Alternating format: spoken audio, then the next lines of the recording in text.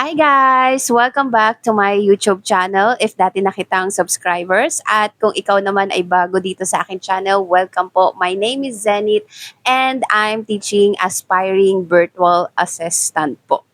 Okay, so this is our topic for today. Why you're not getting hired as a virtual assistant and how to fix it fast. Maybe you apply for a dozens of VA jobs before pero wala pa ring reply. Tama po ba? Maybe it's not about your skills, baka it's how you're showing yourself online. Today, I'll show you why clients scroll past your profiles and how to make it stop and message you instead. Ito po kasi yung common mistakes ng mga aspiring virtual assistants. Let's be real po, no? Most aspiring virtual assistant just copy and paste templates sa profile. Pero here's the truth. Clients don't hire templates, they hire results. Ito po yung mga example ng maling ginagawa ng mga aspiring virtual assistant. I'm hardworking and passionate. Everybody says that na po.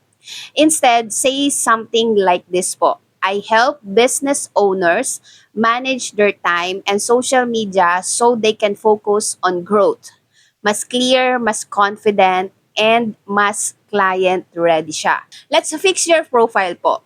Here's how to fix it step by step. Yung sa headline po ninyo, dapat po clear agad what you do. For example po, virtual assistant / social media manager / admin support. Sa about section naman po ninyo, wag puro task po ang ilagay po ninyo. I-highlights po ninyo yung results. Ang example po nito, I help a client organize their inbox and save them 5 hours a week. Sa profile picture naman po, use bright and friendly photo. Smile ka lang and trust factor po yan. Please wag po kayong gagamit ng mga selfie. Sa portfolio naman po ninyo, kahit beginner ka, show sample work. Canva design, content calendar, email template, lahat po yan counted. So here's my pro tips po sa inyo to get noticed, no? Gusto mo pa ng extra boost? Mag-join po kayo sa mga Facebook groups where clients are hiring.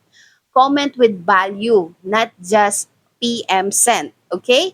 Be visible po sa LinkedIn. Mag-post po kayo ng 1 VA tip per week.